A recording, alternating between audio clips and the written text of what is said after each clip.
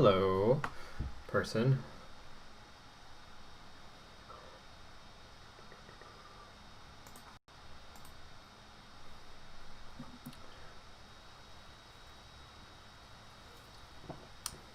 While I wait for people to file in, I'm going to check something on my Flashline portal. I think my son drew on my screen. That's what babies do.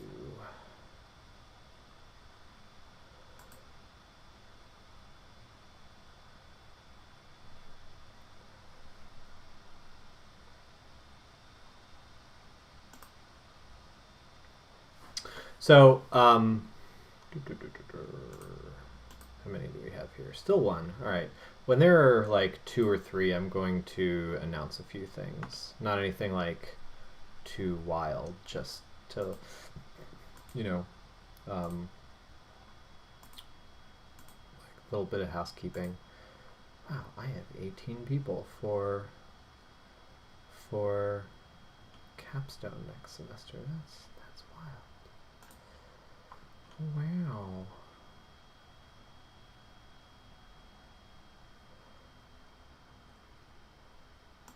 Well, that's just the one campus. Wow, wow, wow. 18 of 20 filled for game prototyping. Also exciting.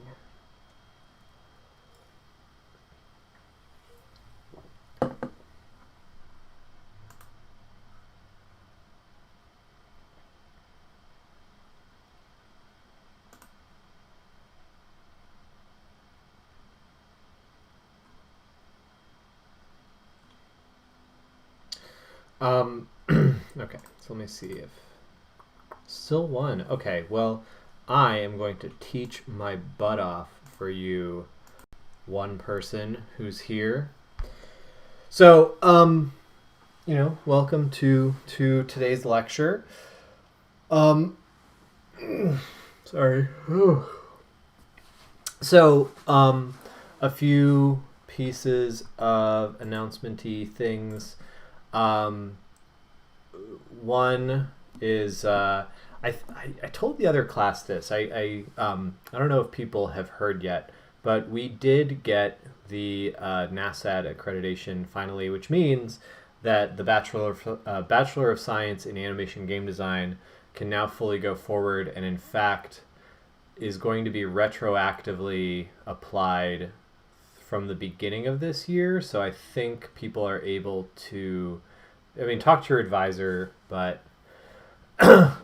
which, everybody has the same advisor. But, talk to them about, like, if you can, if there's anything that needs switching over to get that, I think you can do that now. The other thing is that this is the last lecture of the course. This is like the last planned lecture that I have. So from now on, everything's going to switch to production time for you. And because of that, if people need to make, appointments with me to do like a screen share to show me work and things like that, I welcome it.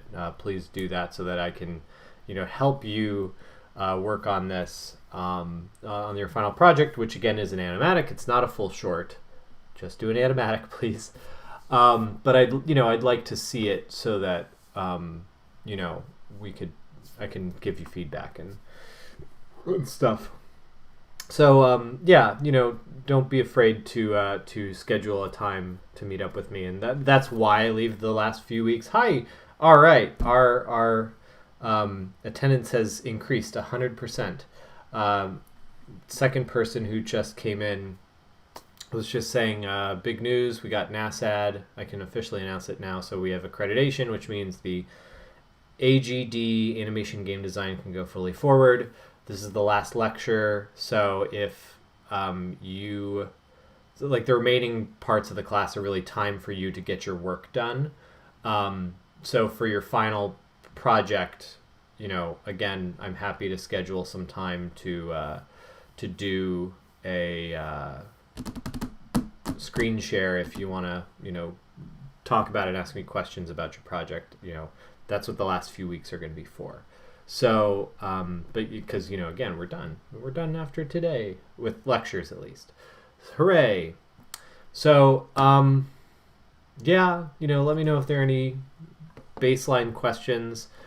Otherwise, I will get to it. Because today what we're going to do is we're going to talk about sound effects in music. And I'll tell you right now, me being not a sound designer and not any kind of musician, I can't give you a lecture on how to do these. And neither really should I. The reason being that, these are entire disciplines. Sound design, music, composition, and acting are all other people's whole jobs. And we'll talk about that in a little bit. So the perspective today is going to be in how you work with these assets and how you work with the people who create sound-related assets. So we're going to talk about dialogue and music and sound effects. So first, let's start with dialogue. And a lot of this material actually comes from your textbook, Ideas for the Animated Short. Hello, third person. A lot of it comes from Ideas for the Animated Short, which is it's the green textbook. And they have a whole chapter on dialogue. So I'd go check that out. A lot of this material comes from it. But they talk about dialogue and animation, and they use this short, this student film called The Animator and the Seat by Eric Drobile from Ringling College of Art and Design. And, you can go online and watch it. It's on YouTube. It's like 2 minutes. And it's this short where an animator is sitting at his desk and he's doing work, and he's sort of lamenting his station in life and wants to escape and stop doing animation because he's like been confined to his desk for too long. And yay, 4 people are here. He's been confined to his desk too long, so he tries to escape, but his chair and the other chairs in the office will not let him leave, and in fact, keep him imprisoned there to do animation. Which is actually kind of like a eerily cynical short from a student. But, I hope the person's okay. This seems like it's a kind of funny take on animation, but also seems like a very troubling thing to make when you're about to embark on a whole career in animation. So I hope the person's all right. But it has important, few but important uses of dialogue. So basically dialogue basics it's spoken words, conversations that happen in film. That's all you really need to know in terms of definitions. The way you use dialogue creatively is that, no short needs dialogue. There's lots of Pixar shorts that don't have any dialogue. There are a lot of student films that don't have any dialogue. And the reasons those things don't have dialogue, it might be creative, or it also might be because of budget or time. Hiring actors costs money, and hiring good actors, because you can do the acting yourself, but if you're not an actor, your dialogue is going to sound like it. And, I'd kind of argue that the actor in this short that I have the picture of here doesn't really sound like a professional actor, but, he gets the job done.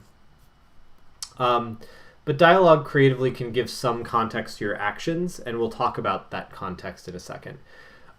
They can allow you to deliver important plot points quickly without having to do some of the extra work that you would have to do in pantomime.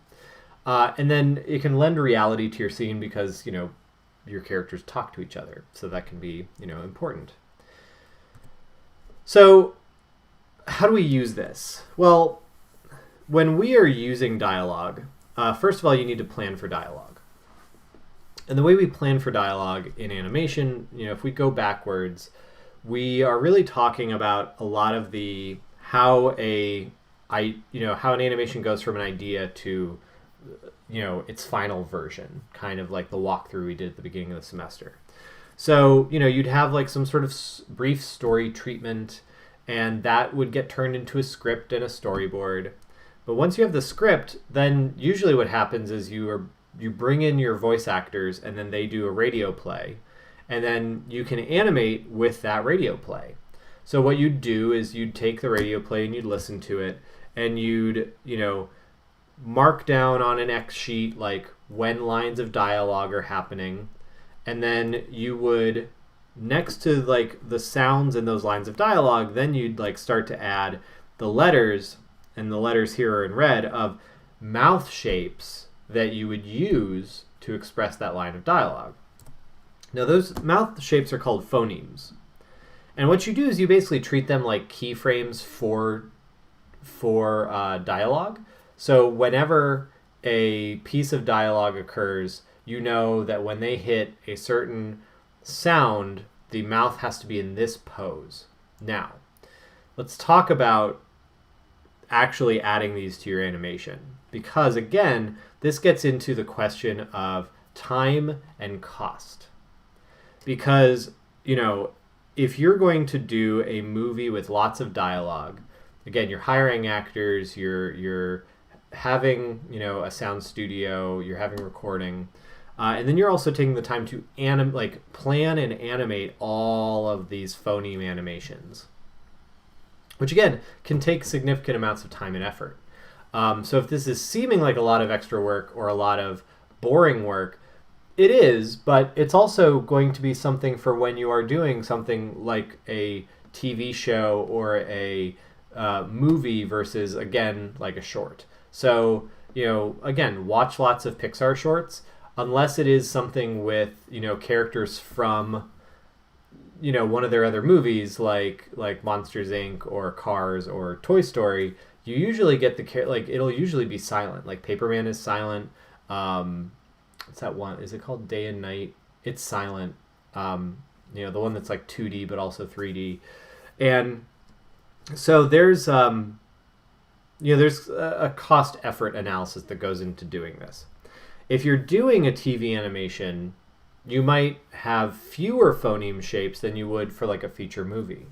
It also depends on your art style. Now, I got a lot of questions from students in the other class of like, is there a right amount of shapes, or is there a chart that's like the chart? And really, it depends on it depends on the animator, and it depends on your art style, and again, budget and time and everything.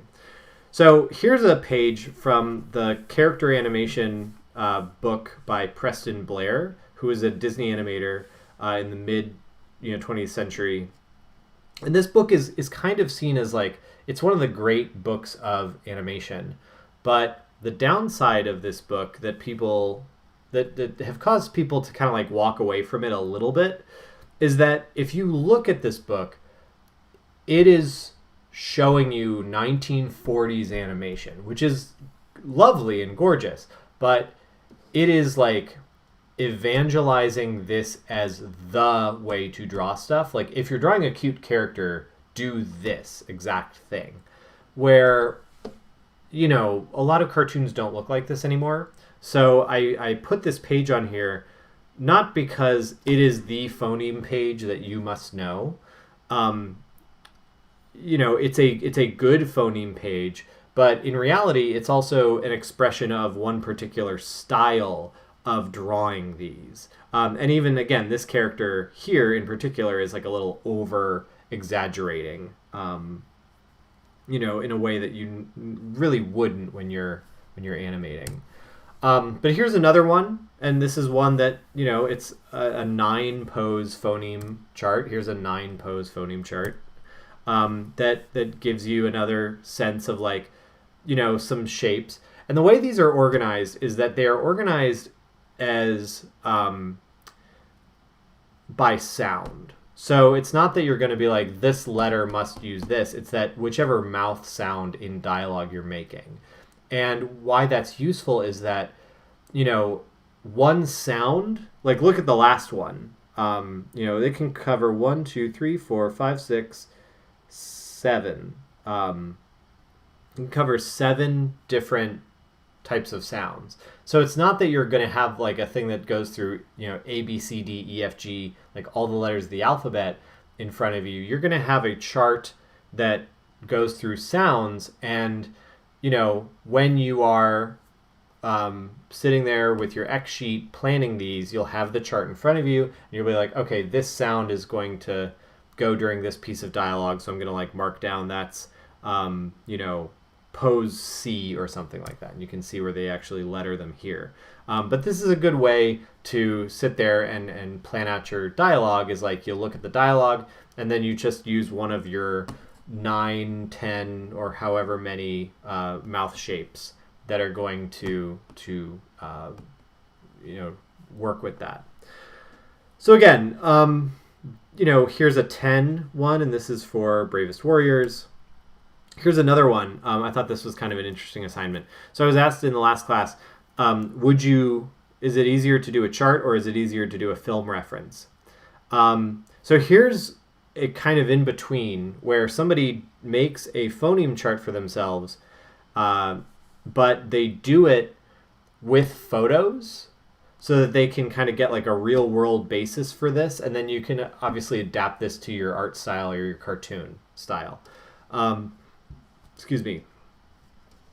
And again, it's a nice version of photo reference. The reason that you wouldn't want to do, say, like film yourself acting the scene and then just like trace what your mouth is doing when you're saying the thing, is that you're almost adding to your work, because you are like filming yourself performing the movie and then drawing the movie.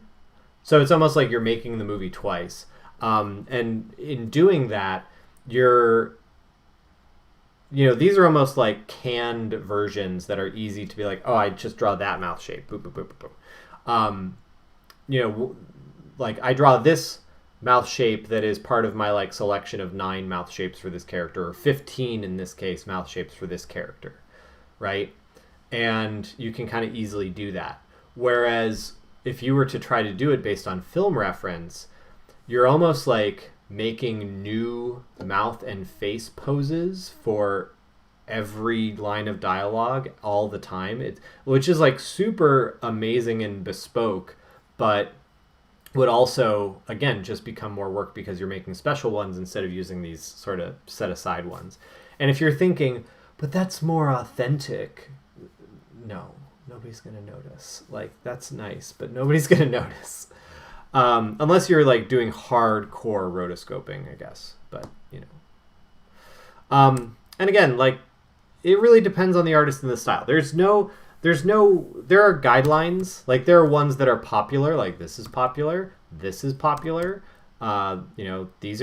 different. These are very different in some cases. But, also popular. These are popular. If you go to thinkinganimation.com, which is an excellent animation site, it's a good supplementary site. If you want to go and explore it, it's a great place to go to get a lot of this information. I've sourced a lot of this information from this class here. I use it.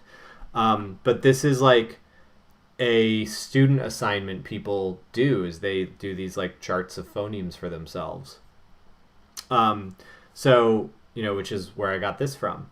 So, go to this website, thinkinganimation.com, and you can actually, I think I've included this link in our animation link share on Discord.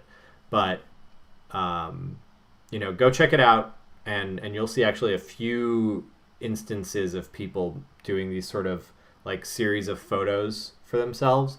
I just chose this one because of the dude photobombing in the back in the right side of the middle row. I thought that one was pretty funny. But this is a thing you can do, and it can be a nice reference for yourself. But again, some people also like to do like super super complex ones, and that's cool too. So it's a style choice, but there's a lot of guidelines out there that can potentially help you. Of course, you do these also in 3D. Now, how do you do them in 3D? Well, and I'm not sure if you... Haha! Wow. It's like we were thinking at the same time about this. So in 3D, and I don't know if you've covered this in the character animation or not, but what you do is you do it. It depends on the software. In Maya, it's called blend shapes. In 3D Max, it's called morphs, and it's a modifier. In Blender, it's called shape keys, and somehow not blend shapes. But what you do is you would, like, if you have a character head, you'd make a bunch of copies of the head, and then you would basically like manipulate the mesh into a pose. So it's not like you would pose them with a rig, although you could do them with a rig. There are like options to do this with rigging, and you just have like very good rigging on a mesh to do mouth shapes. But the more typical way is to make a lot of copies of the head mesh. You would shape that mesh into the pose that you want for different phonemes. And then what you do is these blend shapes or morphs or shape keys are actually almost like recordings of those shapes, and you place that on your base mesh. And what you do basically is these become sliders, and then you would use the sliders to tell the mesh to go into these different poses at different keyframed times. And then that would be how you'd manage phonemes. So it's actually it requires a bit of initial setup, but it's massively useful. And once you've done the setup work, you're kind of rolling because you're working with these like pre-made things instead of drawing it. Again, the equivalent is when you are doing it 2D and drawing it, you're just making like the same mouth shapes, even for different lines of dialogue. And nobody's really paying that close of attention to be like, that's the same mouth shape as before. They took a shortcut. How dare they? Yeah, blend shapes in character animation. So if you've done that, that's how phonemes are done.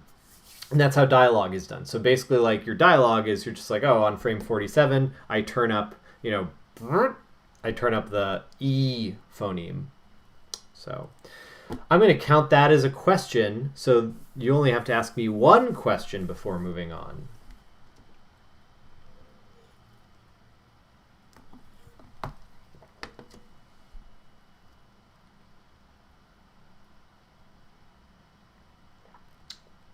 Checking what all the buzzing was about.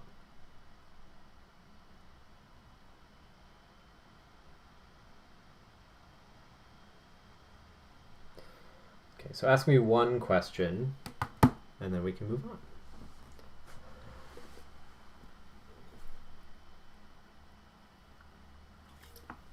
Is it a relief to know that the new major got approved? So those who weren't here for the very beginning, two big announcements. One, the new major was finally approved by by NASAD, so we are able to have our bachelor degree, but we are also nationally accredited, which is like kind of a big deal, and that helps us get a lot of national recognition. So yay!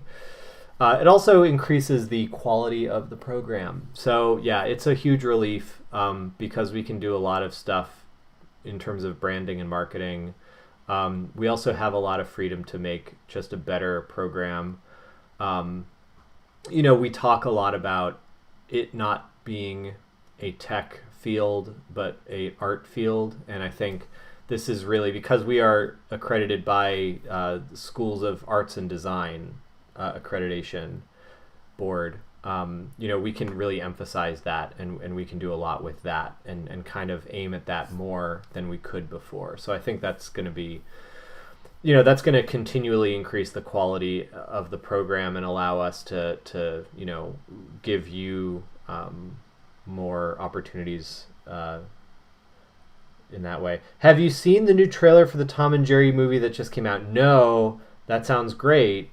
I need to check that out after class. I have, however, seen the mod for Resident Evil 2 where they replaced the mesh for Mr. X with Tom.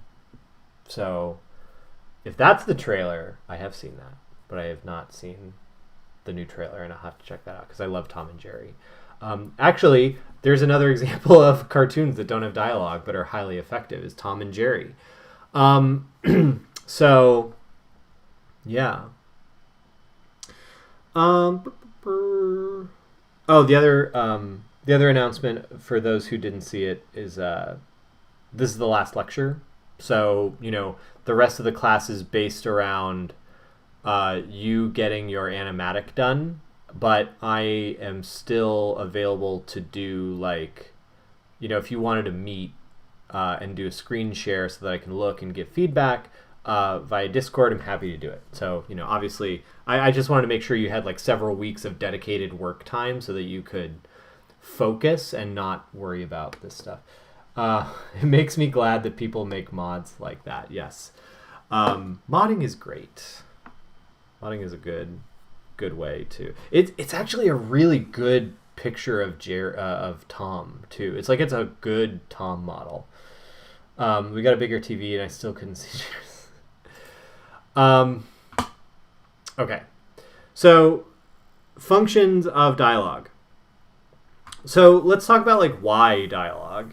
So, we talked about like why you don't need dialogue and why not to do dialogue, but let's talk about why to do dialogue. So dialogue is good for setting the mood. We talked about establishing shots in the last lecture, where you have the first shot be the setting of the scene zoomed out so that it's a long shot so that you can see where the people are. Sometimes with a establishing shot especially, at the beginning of a scene, you'll have a line of dialogue that, it puts you in the middle. It's like called mise en scène, mise en scène is different. Oh gosh, what's it called? Starting in the middle of,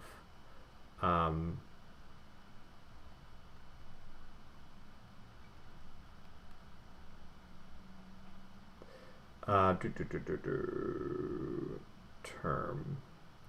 There's a term for this. In medias res.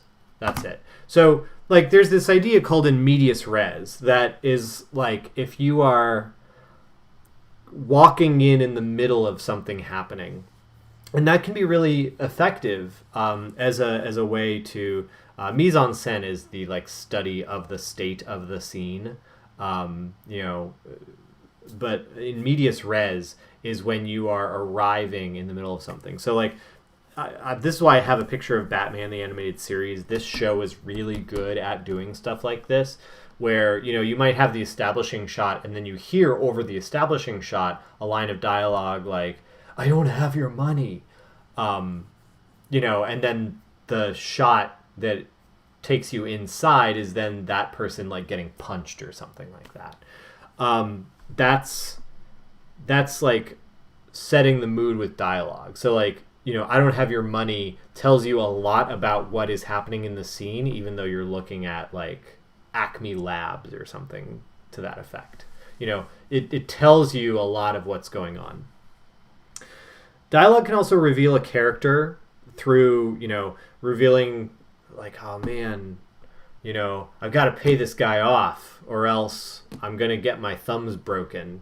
Like, I don't know why I'm going to lots of mob stuff. I guess it's because we're looking at Batman. But, like that reveals the character's goals and motivation, not get his thumbs broken. Maybe it reveals their attitude towards the situation. Like, whatever, nothing matters. Or my motive, like I just want to make the world a better place. Let's have a positive one. Or transformation over time, like I think things are gonna be okay. Like those can tell you something about the character, and then also drive the plot forward, like creating curiosity. You haven't seen my true form. Like that's the viewer's gonna be like, oh, what's the true form like? And you can do that sort of stuff with plot or with dialogue is get the audience excited. The function of dialogue is also like driving resolution. So it cues you in on like what's the eventual outcome going to be. Like, I want to be the strongest. Is like that's going to imply that this character is going to try to reach an outcome of like becoming stronger and fighting people, fighting for like the top spot or something like that. It also creates subtext, and we talked about like these. The danger of these is that you risk being super literal and kind of telling, not showing. But subtext is interesting because, so I like to think about a lot the like superpowers of each media type that we work in, right? So, before there was like books and there were like pictures or, text and pictures, and like you'd read a story in text and then, and you'd look at a picture, and each of those like text is good at telling you things. Pictures are good at showing you things. And if you have text next to pictures, then the pictures can show you what's happening in the text. So it's like Alice falls down the rabbit hole. Picture of Alice falling down the rabbit hole, right? When you get to like comics, that's when people are like, well, because this text is happening at the same time as the picture, and there's this element of time happening, we can start to do things where we experiment with like, the character may be saying something, but the image is showing us something different, or is showing some other detail. So like maybe a character says something like they're giving a lecture, but maybe somebody's behind them about to hit them over the head. And like that's a juxtaposition. So juxtaposition is like where you are having two things shown at the same time that maybe contradict each other, or there is some interest in the fact that they are together at the same time. Maybe they don't contradict each other, but putting them together, showing them together says something new. So having dialogue that says one thing or indicates one thing with an image that indicates another thing is, that creates tension.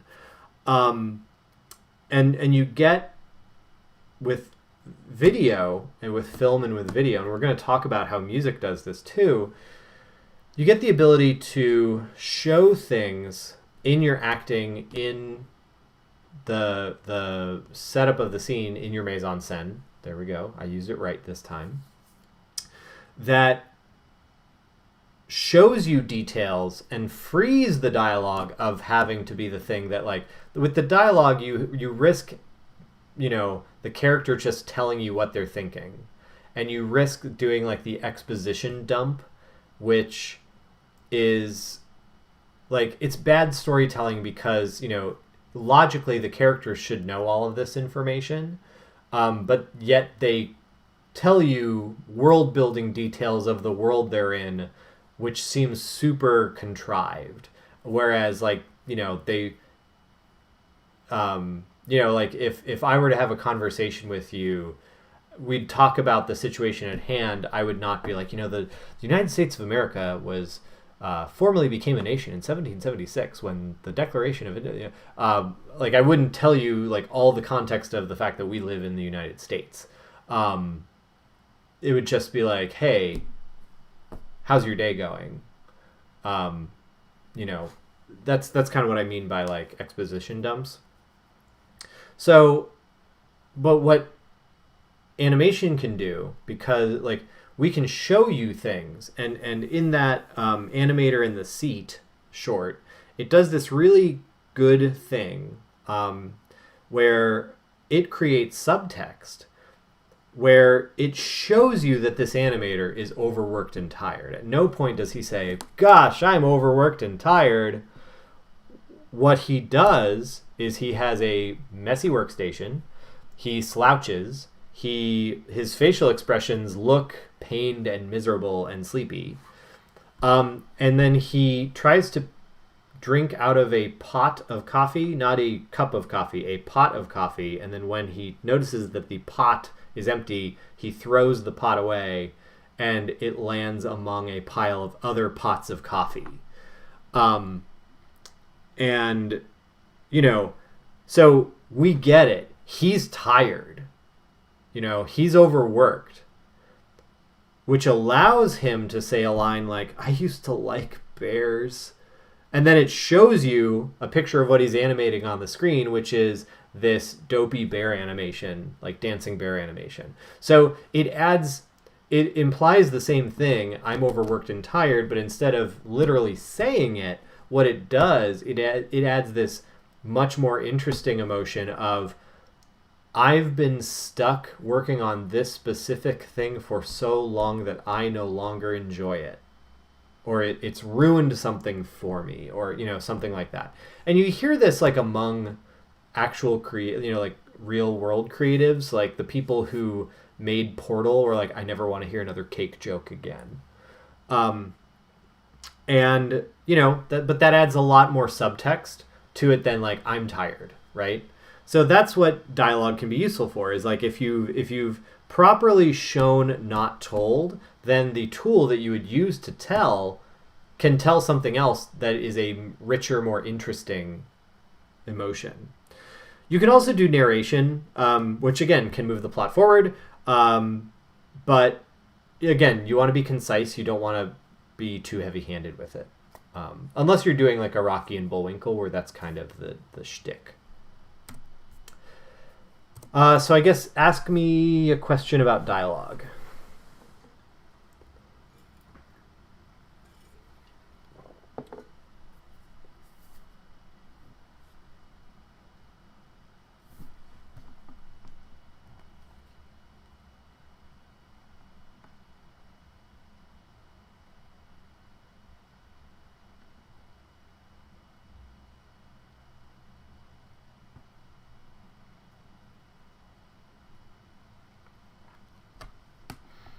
One question about dialogue.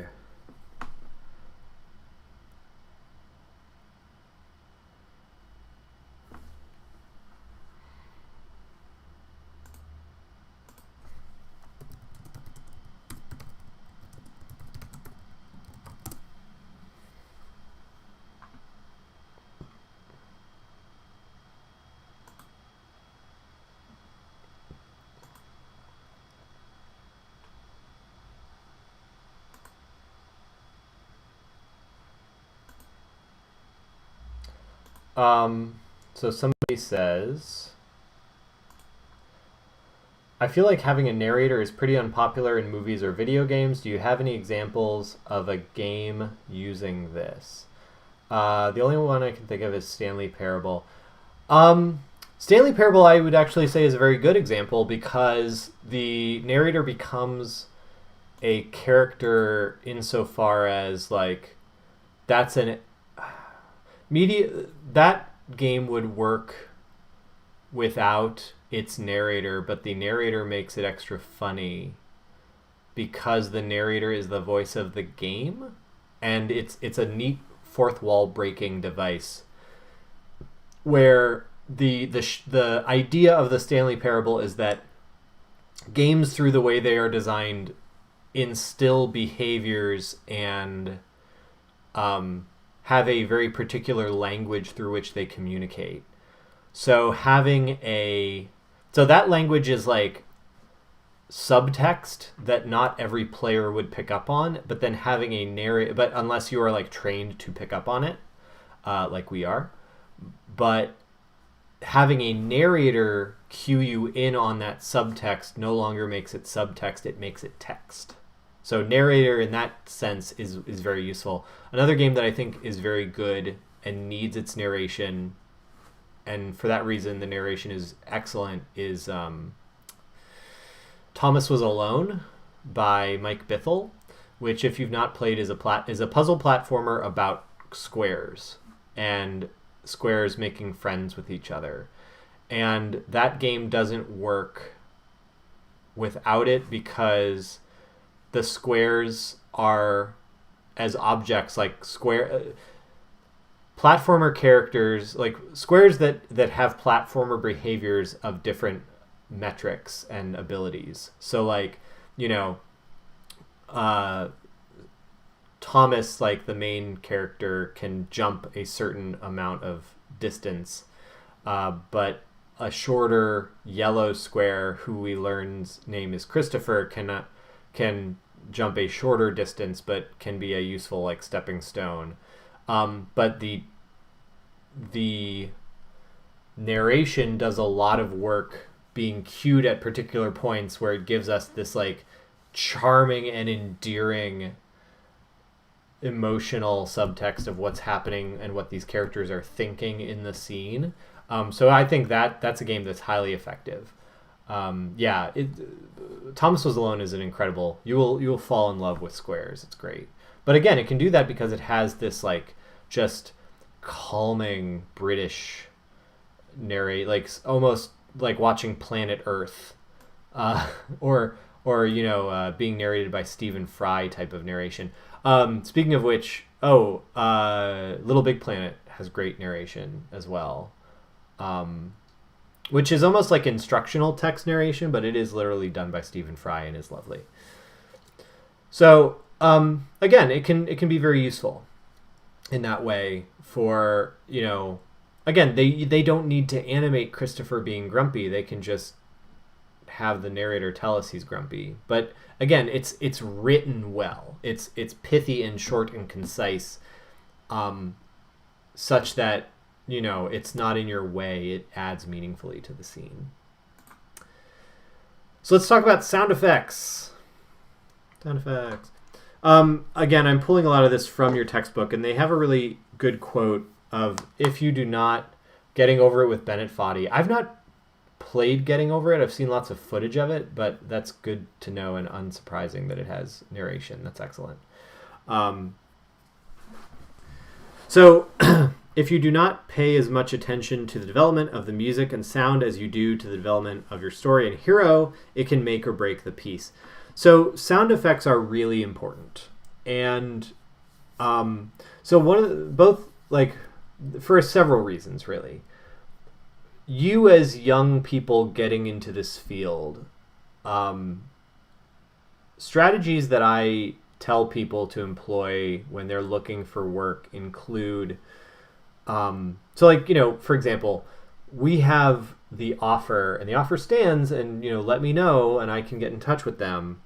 But there's an offer from the digital media production group on campus, which is, another major that basically focuses on these things we're talking about today. And that's why, I can do this as a lecture and not as a series of lectures that you need to master, because it's it's not our job to try to master this. It's our job to know how to animate and then work with people who do this, because that's a whole other discipline and other field of study that you would have to take on to become an expert in.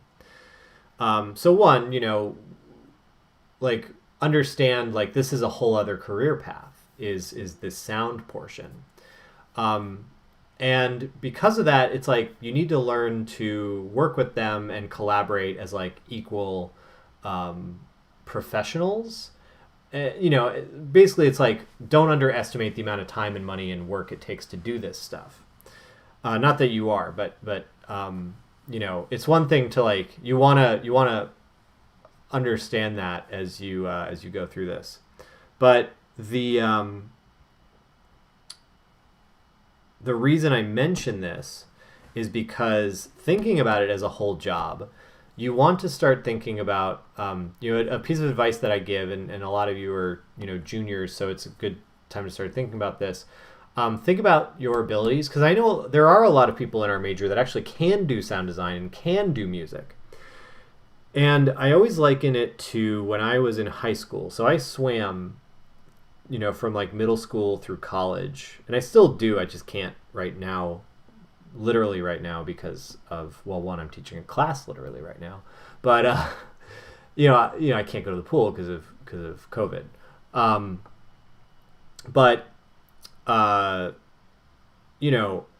When I was in high school, so the way that when I was in high school, we had a really strong area for swimming in Northeast Ohio particularly. and going to the kids that went to state for stuff were like, people I knew that would eventually like go and be on the Olympic practice team and stuff like that.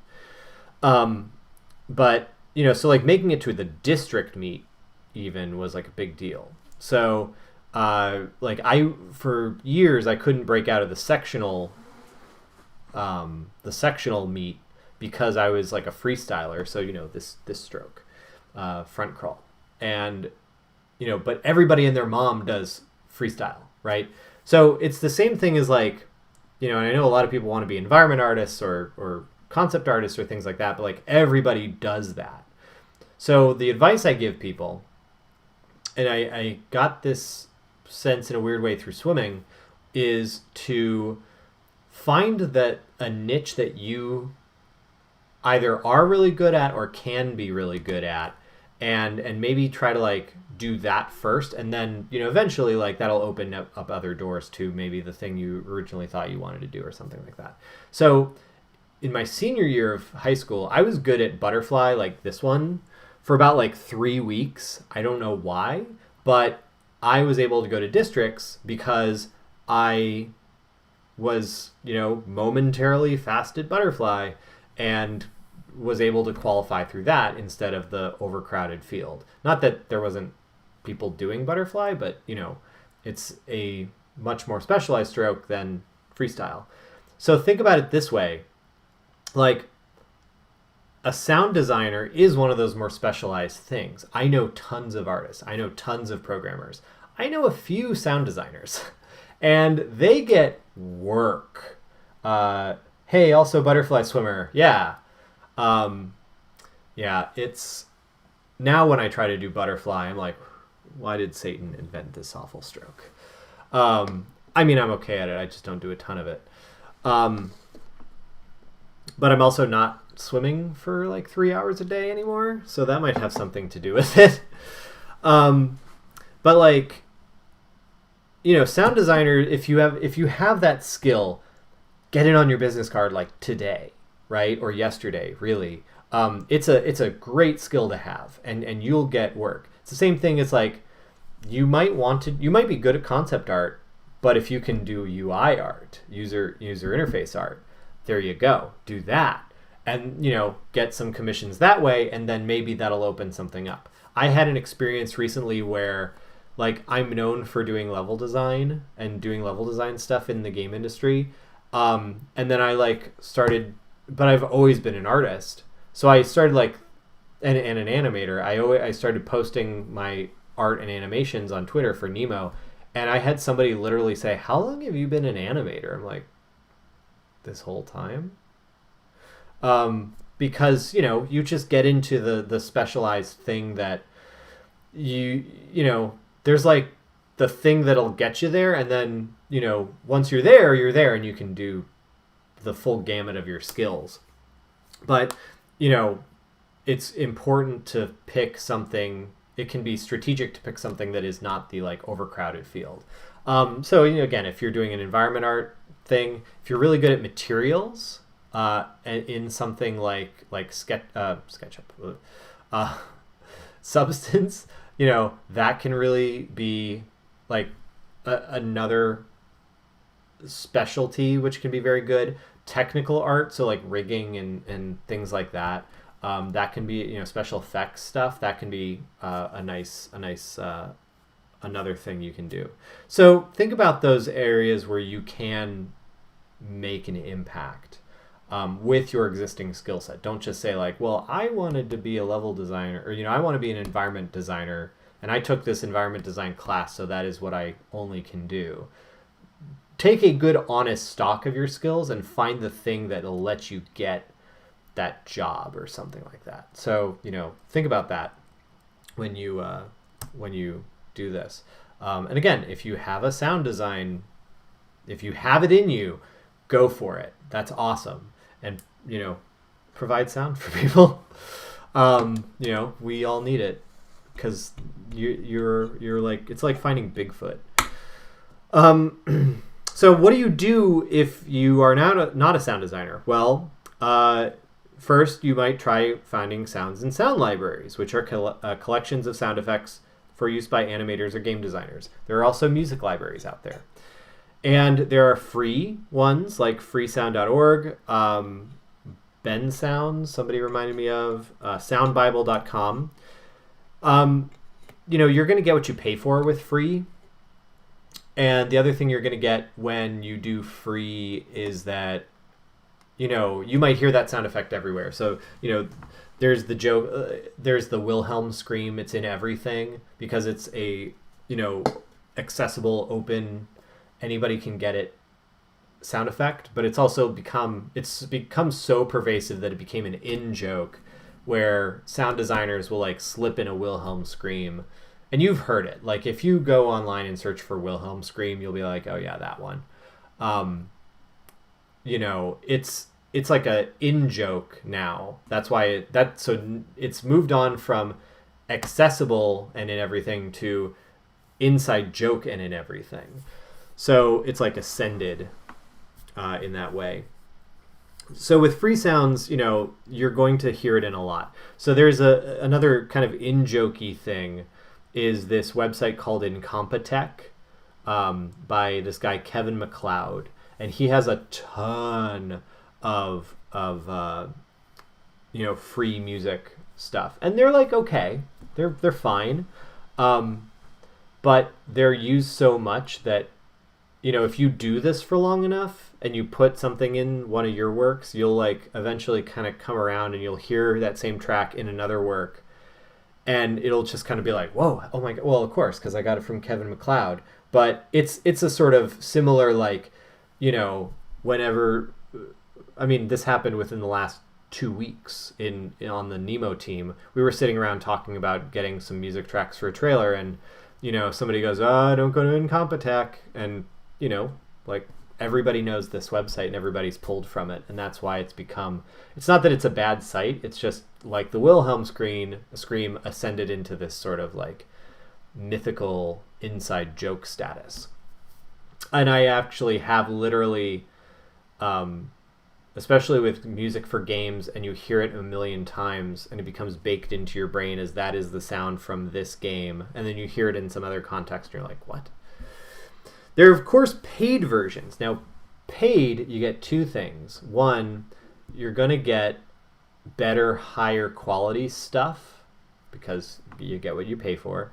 You're also going to get, licensing. And licensing is where a lot of the real value in this stuff comes in. Because to pay for music and sound often can mean paying for exclusivity. Now, if it's in a library, you're not necessarily going to pay for exclusivity, but you will hear it in fewer places. If you are working with a sound designer or a composer, you might, sometimes you'll have different pricing options. The cheaper pricing option will be, can you make some sound for us? But you get to keep the sound and use it in whatever you want. So it becomes part of that sound designer's sound library. So basically what happens, and I've even had this happen like in a podcast or listening to podcasts. So I really like the game Hyper Light Drifter. I actually know the level designer and the sound designer from that game. And, it has a soundtrack by this guy, Disaster P, right? Is that it? Let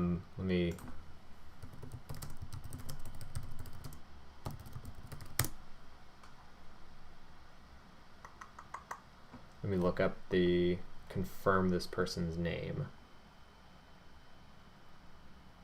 Sorry, my internet does not play nice whenever I'm streaming. Let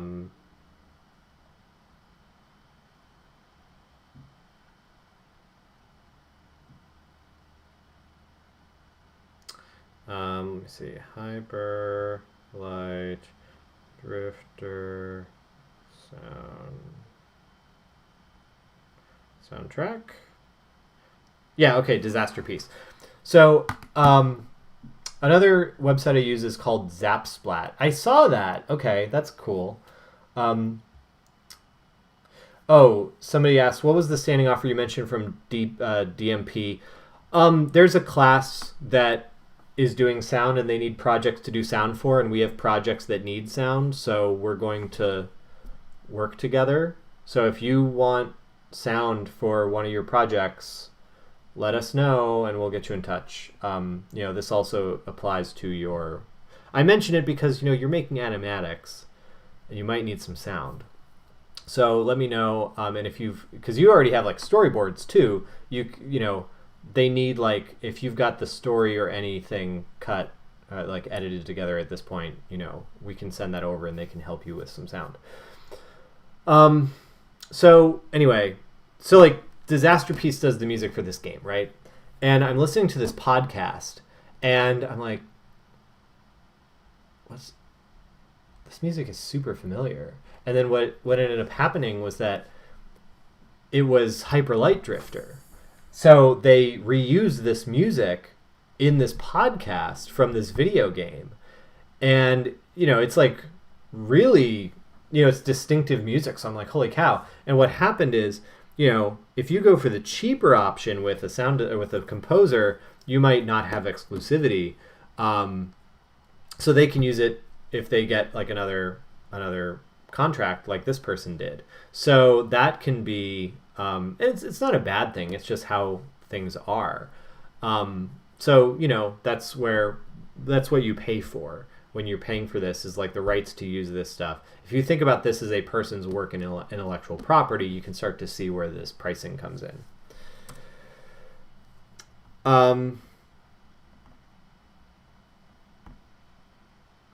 So sound designers, let's talk about them for a second. Things that sound designers do, among other things, like they will edit and compose sounds. So sometimes they'll download a sound library, and then, part of the thing that a sound designer would do when they have a sound library, and the thing you pay for, is the ability to edit the sounds. So if you have a set sound library, you can pay for if you have a sound library that you paid for, you can edit it. Or if it's like, Creative Commons or, open source or, public domain, you can edit it freely. And then, if it says you can't edit it, then don't edit it. But if you have a license that allows you to edit a sound from a sound library, you can like mix and match these things. You also have sound designers who are what are called Foley artists. Now, these people are mad scientist geniuses. Because what they do is they can take objects and they can use them to make sounds, and they know what kind of sounds they want to build out of what different types of objects. So this person with all this stuff here is a Foley artist during a radio play, and she just makes the sounds as the radio play happens. This is the thing where you see somebody like depictions of a radio play and like, oh, it was a thunderstorm outside, and they take the sheet of metal and go that's what a Foley artist is. And so a friend of mine who's the Hyper Light Drifter sound designer, he would do things like he would take a violin bow and like drag it along different objects around him. Like, there was one time he posted a video of like, oh, I bowed my laundry rack, and then he turned it into something. Or he would like go around at conventions and record noise of the convention, but record it with like this old 1950s sound recorder that he picked up, and that would add like an extra richness to it. So he's like this mad scientist of sound design, but that gives him a sound library that he can then turn into like really amazing stuff. If you are looking to do some sound design of your own, I mean, again, this is an entire discipline, and I'm not an expert on it, but things that I know people use. Everybody has Audacity, and I realize Audacity is not the best tool. It's more powerful than you think it is, but it also doesn't really readily it doesn't readily show you that. So you have to do like a lot of work to kind of find these tutorials and learn about all the things it can do. Audacity is great because it's free, so everybody uses Audacity. If you have a Mac, there's another one called Fission that's really good. I've seen a lot of people speak highly of. Professional level tools are Pro Tools uh, among others. Like, again, this is just one slide, but one that I hear a lot of people use are Pro Tools and also Adobe Audition for sound editing. So, those are going to be, I think there's one person in your class that I know has talked a lot about, like, Audacity is kind of hard to use because if you apply a effect to a sound, it applies it directly to the sound and not like layered on top. So it's destructive editing, and you have to like, you can't just remove the effect. You have to like close the file and reopen it. Things like Audition, you can apply them more as effects. So, those are pretty good.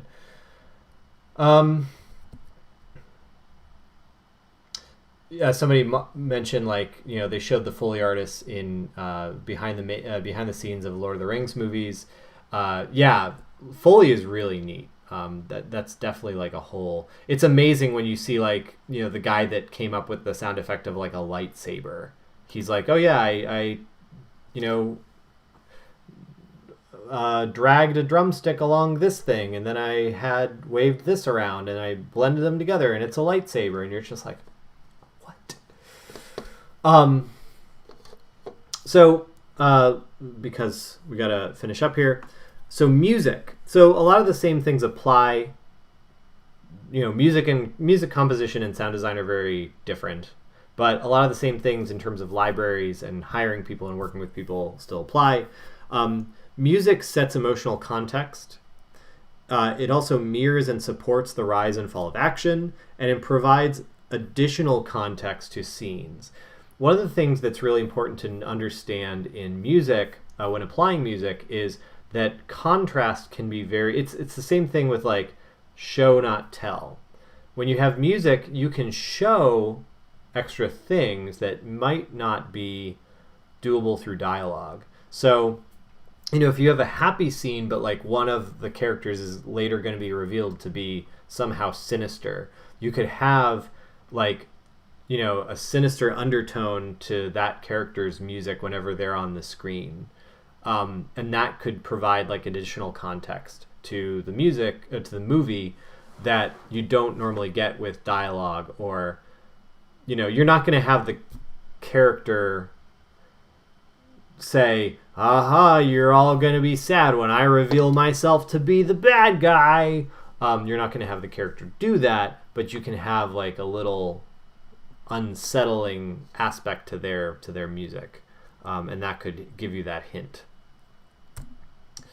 And music can transform, and editing, but music can really transform the meaning of scenes. So there's these viral videos that have been on the internet forever.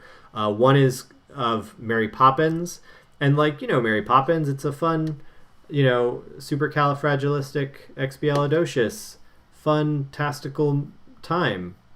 And, it's a very light, family-friendly movie, but with some creative sound editing, and I posted this into our class animation link share, so go check that out. But you can, with careful editing and the correct music cues, you can transform Mary Poppins into Scary Mary.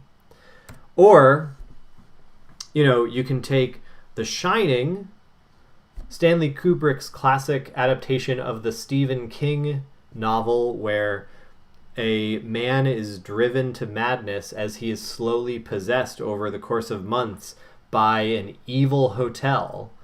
Like you have the original Shining, where Jack Nicholson is like evil and tries to kill everybody, or you could have Shining, the romantic comedy where a man discovers himself in his role as caretaker and stepfather to the lovable scamp Danny Torrance. And, again, musical choices can really transform the feeling of different scenes. Again, so can careful editing, but we're ignoring the editing for right now to focus on the music part of it. This recut trailer, and again, it's in your Discord, this recut trailer really turns it up to 11 by even throwing in like Peter Gabriel, Salisbury Hill, and it really creates this different mood. And emotional responses are really important in music. That's like music's main job. But, there's another really interesting, video essay about, again, I've posted this into the chat, but about like the music in the Marvel movies. And the thing about the music in the Marvel movies is that it's really hard to, unless you're like an Avenger super fan, to, I could be kind of like forced to remember the Avengers theme if I had to, but it's not the same as being like, hey, what's the music from Jaws? And immediately you'll be like, da-na, da-na, da-na. You're not going to get that right away. You kind of have to, like, if I try to think about the Avengers theme, I have to turn off whatever I'm doing and then, like, kind of clear my head and then think about a scene, and then I'm able to bring it out. Like, let me see if I can. I can't do it because I'm like teaching and I'm under pressure now. But so it's hard to remember that stuff. And why do we not remember music from Marvel movies? Part of it is that we talked a lot about contrasts and the effect that contrast can have. Marvel movie music really just shows you what's happening in the picture. So like if you have a sad scene where Tony Stark looks sad, the music is going to be sad, right? You're not going to have like, you don't often have like sad face and then the music starts to rise and then you get this moment. It's just going to be sad until you see the good thing and then the good music's going to appear.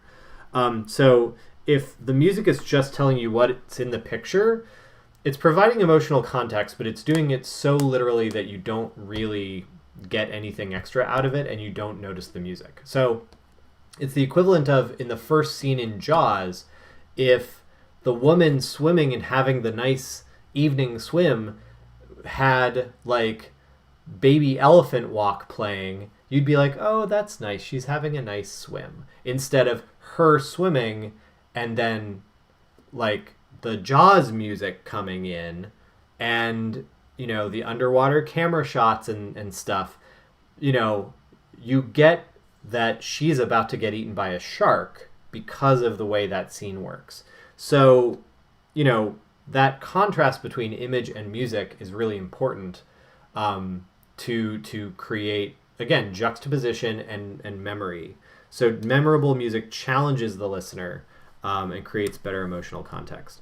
So one of the things that they also bring up that's standard in music, and if you talk to composers, they hate what's called temp music, which is music cut over imagery that indicates to an artist what a scene should sound like.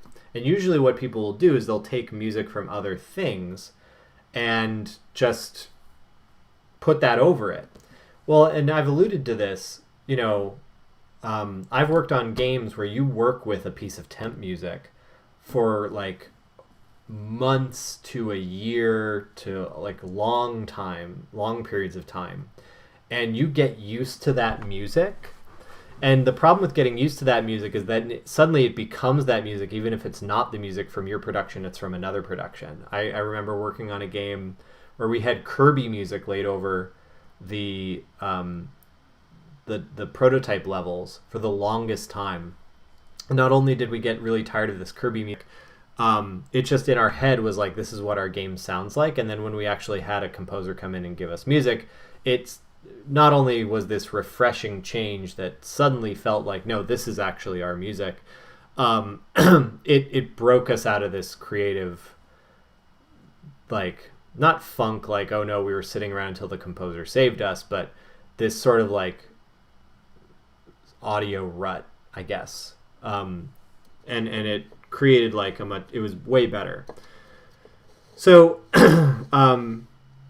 the reason temp music is bad is because people get used to it and then they want that temp music they want the new music to sound exactly like the temp music, and you get this homogeneity in music where every movie sounds the same. And that's all because they take each other's soundtracks, lay them over their footage, and then tell the audio person, hey, or the composer, hey, can you make this sound like this music that I pulled from the Avengers or Mad Max Fury Road or something like that.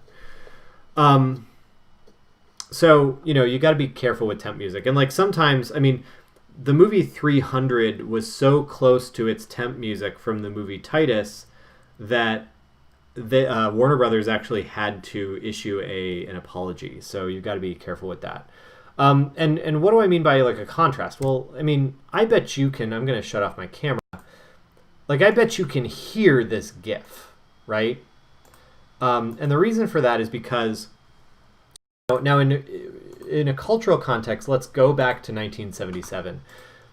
Movies did not have, like especially adventure movies, did not have orchestral soundtracks.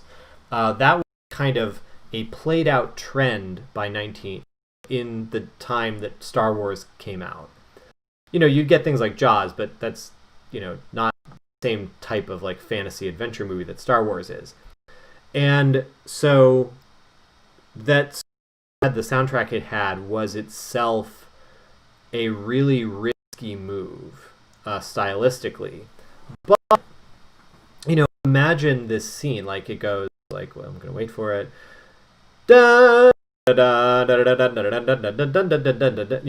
And this fare that you get when all you're looking at is the word Star Wars, but the word Star Wars is like flying off into outer space, and then you get the scrolling text, creates this mood, this like grandiosity that this is like the simplest graphic in the movie, but it's highly effective and it gives you this wonderful feeling because of the fanfare music. So this, I'm gonna get off of this because it's slowing down my connection to broadcast a GIF.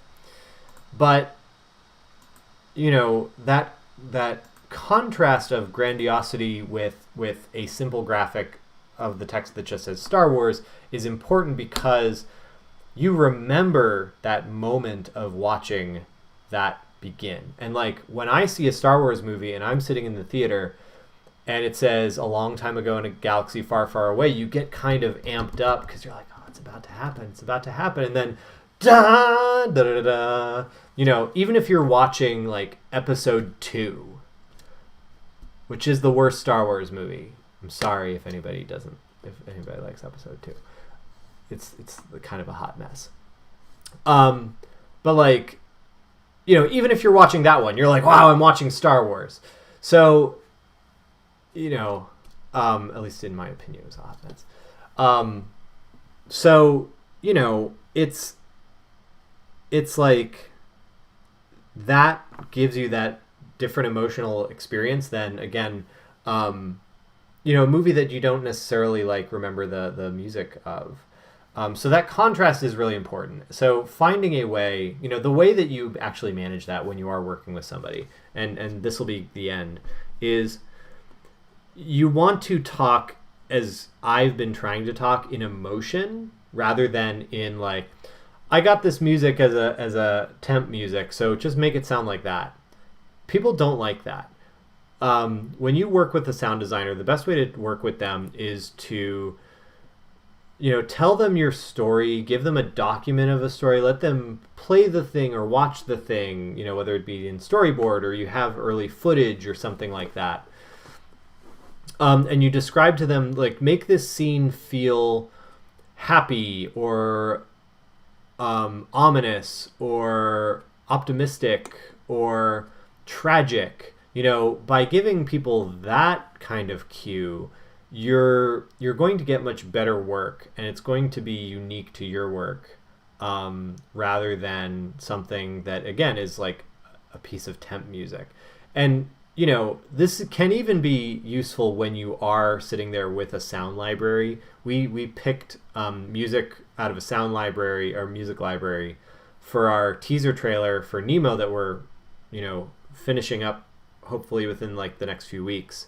And, we sat there being like, well, what should it be like? It should be jazzy. Should it be dreamy?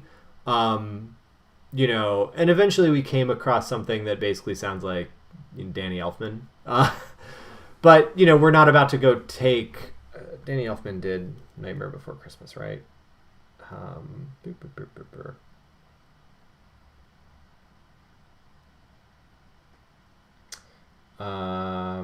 Just double checking my.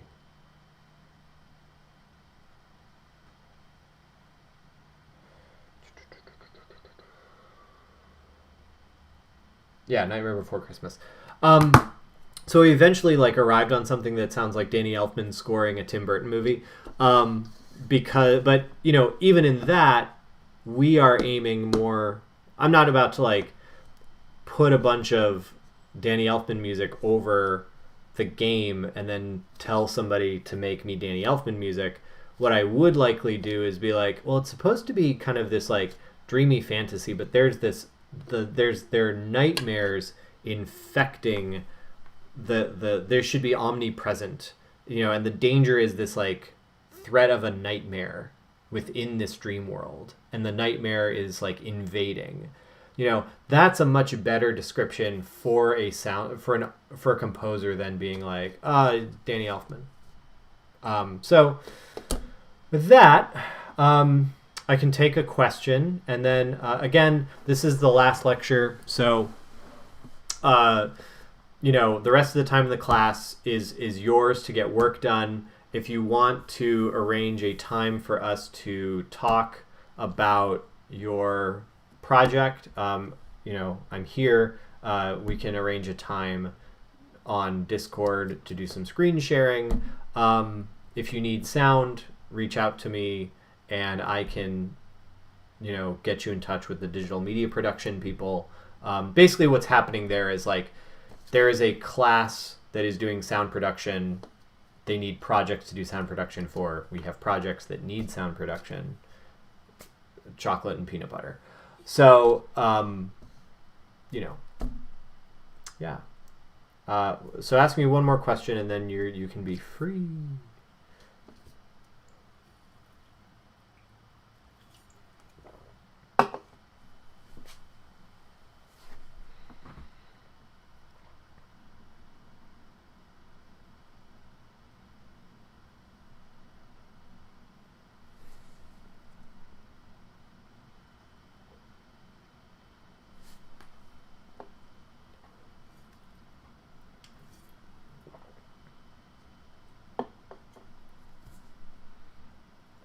Anybody?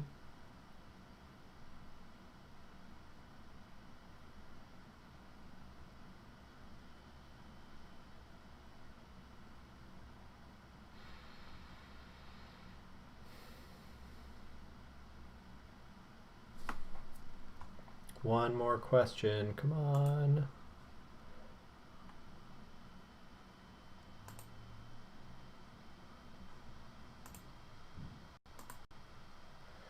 How common are Foley artists today? I see a lot. I in researching some of the stuff for this lecture, I saw a bunch of articles that are like, "Oh, Foley artists are not going to be around." But at the same time, like most sound designers that I know do Foley.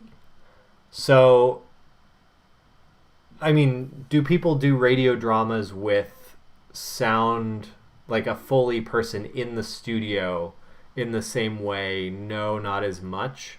But I think the role of Foley has changed to be like sourcing and library building for sound designers who work in a much more broad capacity. So, you know, if you're interested in this, doing Foley is a good skill to have because then you have a wider range of like stuff you can do. But again, like so the guy that I know, his name is Akash Thakar. He's not only like a really excellent artist, he's an awesome person. He's just a great human being. Like honestly one of the nicest people I know. And he is so skilled at and so like he has this like curiosity about how he's like, I just bought this record, like again the time he was like, I bought a 50s you know, this tape deck from this tape recorder from the 50s, and I'm going to use it and see what happens. You know, he can be in a place and he will just start collecting sound samples. It's really cool. So, you know, most of the Foley people I've encountered are sound designers in a much broader sense, but then they have Foley skills so that they can source their libraries. So, yeah. All right. I can take extra questions in Discord, but I will set you free. But be safe. Have a good holiday. If I don't talk to you before next week, take care of yourselves and everybody around you.